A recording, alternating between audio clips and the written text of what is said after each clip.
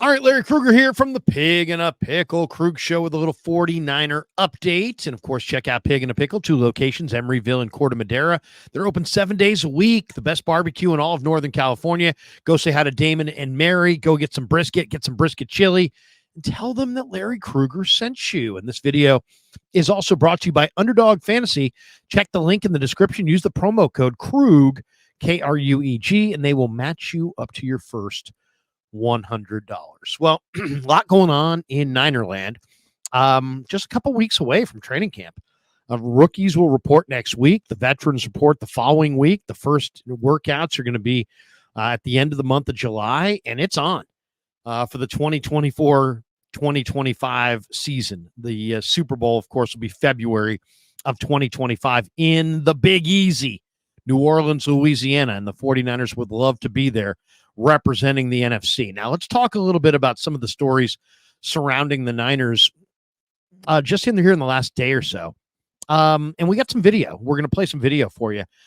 First one we're going to show you is 17 seconds of Terrell Owens' kid, Terique Owens, working out. So here's a little bit of Terique Owens working out, and then we'll comment.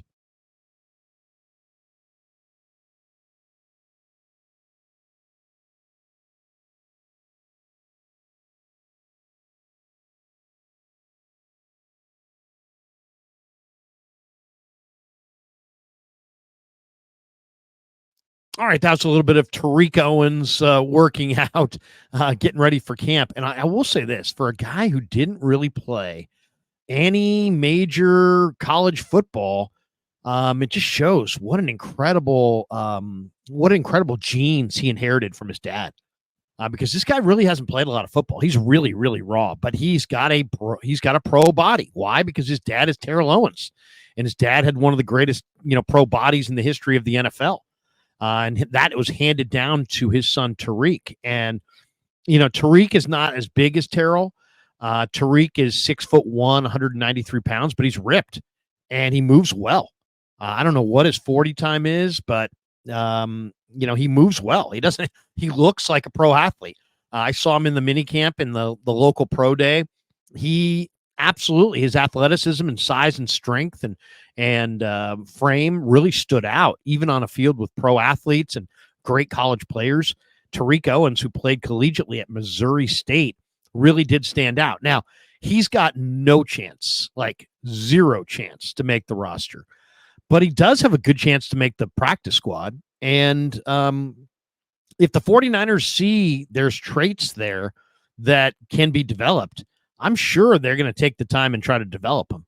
So there you go. So Terique Owens working out, getting ready for camp. That's update story number 1. Update story number 2, and I can't wait for this one. Patrick Willis is going to Canton. Patrick Willis is going to Canton. Just keep saying that. Patrick Willis is going to the Hall of Fame, and this summer he'll get inducted. And I just can't wait. We're just a couple weeks away from that. And P. Willis, he was awesome, man. He was awesome. Blue chip player coming out of Ole Miss. Niners took him inside the top 10. What a first round. Patrick Willis and Joe Staley. Maybe 2 Hall of Famers when it's all said and done. But Willis, here's a little video of Willis. I guess they send all of the Hall of Famers their gold jacket in a big decorated box.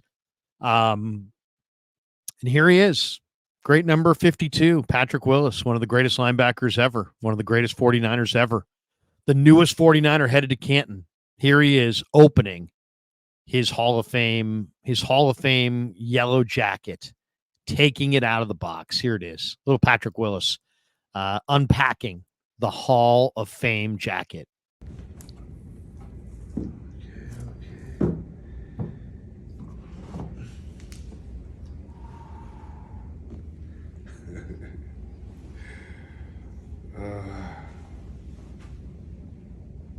Wow.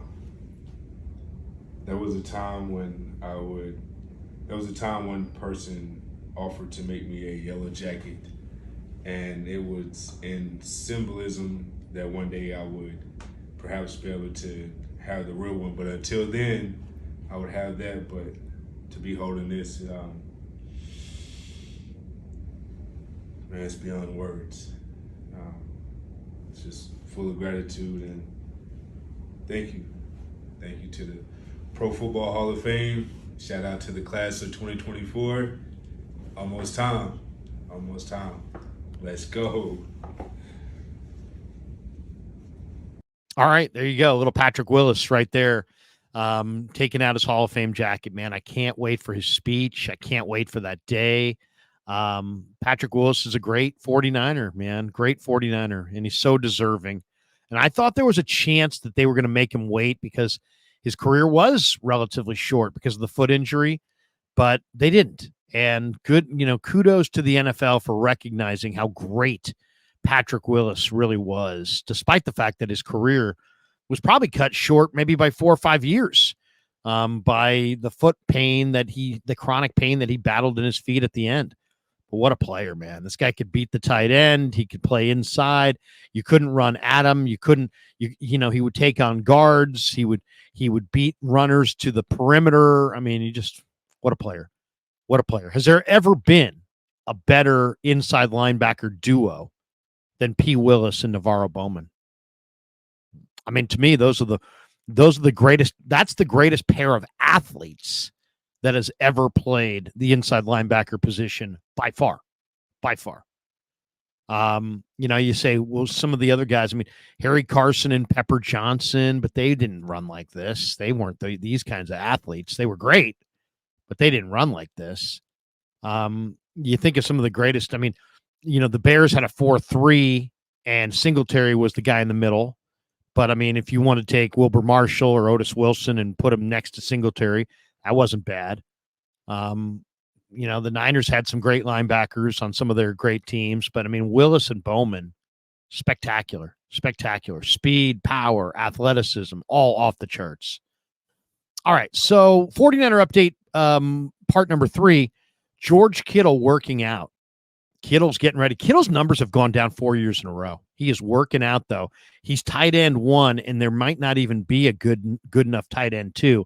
So he's got to stay healthy. I mean, there's a lot of pressure.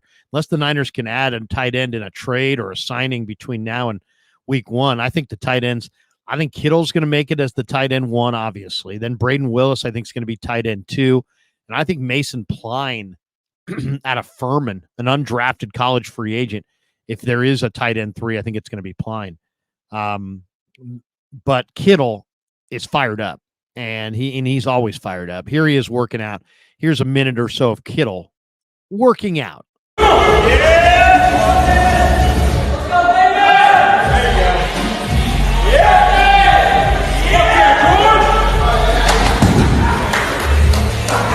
Wow. Oh, fuck yeah. Let's go. Speed on it. Yes, sir. Snap it through. Get that bitch off you. Wow. All right, there you go. A little bit of George Kittle throwing the weights around there. And this last segment, let's talk a little bit about Brock Purdy. Brock Purdy, according to the rankings from ESPN, is ranked as the 4th best quarterback in the NFC. And they've got Stafford ranked 1, Jared Goff ranked 2, who Brock Purdy beat in the NFC Championship game. Dak Prescott ranked 3, who Brock Purdy beat 42-10 last year and has never lost to. I think he's beaten Prescott, 2 or 3 times already. And then Purdy checks in at 4 with Jordan Love at 5. And here's their breakdown on Brock Purdy, and we'll talk a little bit about Purdy, but here's the breakdown of how they view the top quarterbacks inside the NFC. Stafford 1, Goff 2, Prescott 3, Purdy 4, Jordan Love 5. Here's a little bit from ESPN on that. All right, so he's still elite. And speaking of, each year around this time, you poll league executives and coaches and scouts, and you get the top players at each position. Yes. So in the spotlight for us, for the purposes of right here, right now, NFC quarterbacks, who are the top 5? Let's do it. I'm going to give you a little tease. I'm not going to give you my top 10 quarterback rankings, but we know the AFC dominates. So I'm going to go NFC and give you a little flavor here, okay? Yeah. Let's start with number 5, Jordan Love out of Green Bay. The ability is massive. 18 touchdowns, 2,000-plus yards in the last 8 games of last season. So the sample size is small, Didn't quite get him to the very top, but people expect him to make that jump a year from now and be the elite of the elite. He's got that kind of ability and that kind of confidence. Let's go to number 4. There he is, Brock Purdy, 17-4 as a starter, already 4 playoff wins in the MVP conversation. Led the league in QBR last year, so one executive put it best. He's not quite good enough or has the ability to be above some of the top guys, but you can't leave him out of there either because of what he's done. So that sort of leaves him at number 4 in the NFC. This is a guy who could still make a major jump. Dak Prescott. We hear the Dak dilemma every year, right? He's consistently very good, but can't quite get over the hump. He had a phenomenal year. He really put up MVP-type numbers, 36 touchdowns last year. When you talk to people around the league, they said part of the lack of playoff success is he just doesn't have that gear that Mahomes and Josh Allen have to, like, lift your team up when they're struggling. He needs support around him.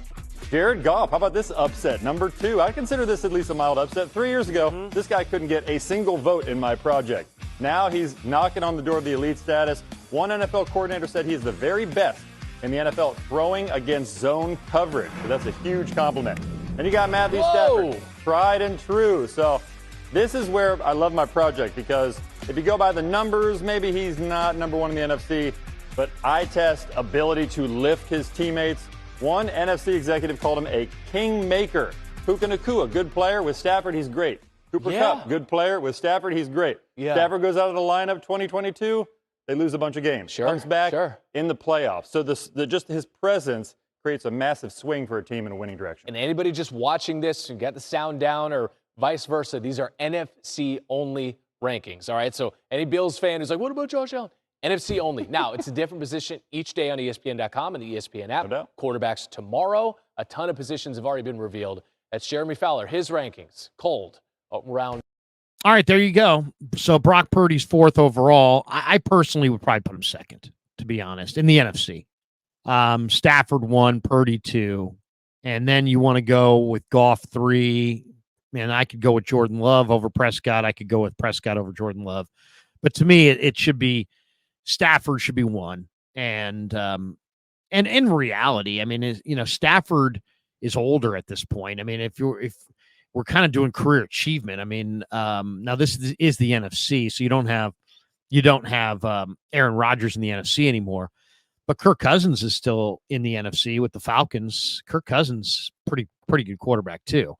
I think he's going to have a great year in Atlanta. So I think there's a chance that Kirk Cousins could be on this list in the top 5 in the NFC before the end of the year. But let's talk about Brock Purdy for a second. Brock Purdy is 17-4 as a starting quarterback. And if you want to go, since he stepped in that Miami game, whatever that was, week 13, week 14, the 2022 season, since Brock Purdy came off the bench and took the field and basically took over as the 49ers starting quarterback, and never to give the job back, by the way. I think it was week 13, but it could have been week 14. It was first week in December. But since that point, where does Brock Purdy rank in all the major categories? In passer rating, 1st. In yards per attempt, 1st. I mean, that right there, you could say, is a wrap. In touchdown passes, 2nd in the NFL. Since he came into the lineup, he's 2nd in the NFL in touchdown passes. 4th in total passing yards. But 1st in passer rating and 1st in yards per attempt.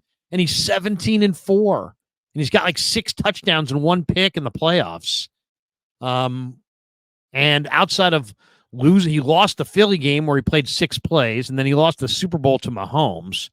Other than that, the guy's just absolutely rampaged in the playoffs. We're talking about a 23-year-old quarterback who was the last pick in the draft, who nobody thought was any good, who people scoffed at me when I suggested he was an NFL starting caliber quarterback. This guy ranks 1st in the NFL since that Dolphins game off the bench. 1st in passer rating, 1st in yards per attempt, 2nd in touchdown passes, and 4th in passing yards. And he's 17-4 in the regular season. And he went 2-0 last year in the playoffs and then lost to Philly in a game that he played 5 plays in. So in reality, he's kind of 2-0 coming into this year. Then beat Green Bay and Detroit to go to 4-1 in the playoffs. Now, technically, he's 4-2 in the playoffs. I mean, think about that. You're 4-2 in the playoffs. One of them, you got knocked out of the game 5 plays in, didn't finish the game, really had no impact on the game. And the other was an overtime loss to Patrick Mahomes and Andy Reid in the Super Bowl. Brock Purdy's pretty damn good. Brock Purdy's pretty damn good, folks. Let's be honest. I don't know if you want to call him great or whatever, this or that. Everybody, can have their own breakdown, but it's pretty damn good. Pretty damn good. 17-4 as a starter. Number 1 in passer rating. We're not talking about for a game. We're not talking about a hot month.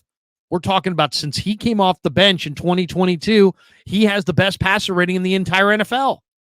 He's got the best yards per attempt of any quarterback in the entire NFL. He's 2nd in passing touchdowns and 4th in passing yards. And 17-4 in the playoffs. With 2 berths in the NFC Championship game and 1 berth in a Super Bowl. Imagine if he had gotten it done on Super Bowl Sunday. What kind of difference we'd be talking about. The difference in the dialogue around Purdy would just be off the charts if he had won that game. Instead, he lost, and so there's still a lot of naysayers. But wow, that's impressive. So for ESPN to say he's the 4th best quarterback in the NFC behind Goff, really? Goff can't move. If you make Goff move at all, he's just going to throw you picks and take sacks. Brock Purdy's not as good as Dak Prescott. Dak Prescott is a statistical monster who the Niners own. Didn't he throw 3 interceptions against them in the last head-to-head matchup? Hasn't Brock Purdy beaten him every single time they've played? Prescott has 0 wins against the Niners with Brock Purdy at quarterback, and yet Prescott's 3 and Purdy's 4. Make it make sense. Make it make sense. But whatever. It's subjective and it's somebody's list. But there you go. Brock Purdy. According to the good people at ESPN, 4th best quarterback in the NFC. All right, that's your 49er update video. Thanks to Pig and a Pickle for being the title sponsor of the Krug Show. Thanks to Underdog Fantasy for sponsoring this video. Thanks to all of you guys for supporting the Krug Show on YouTube.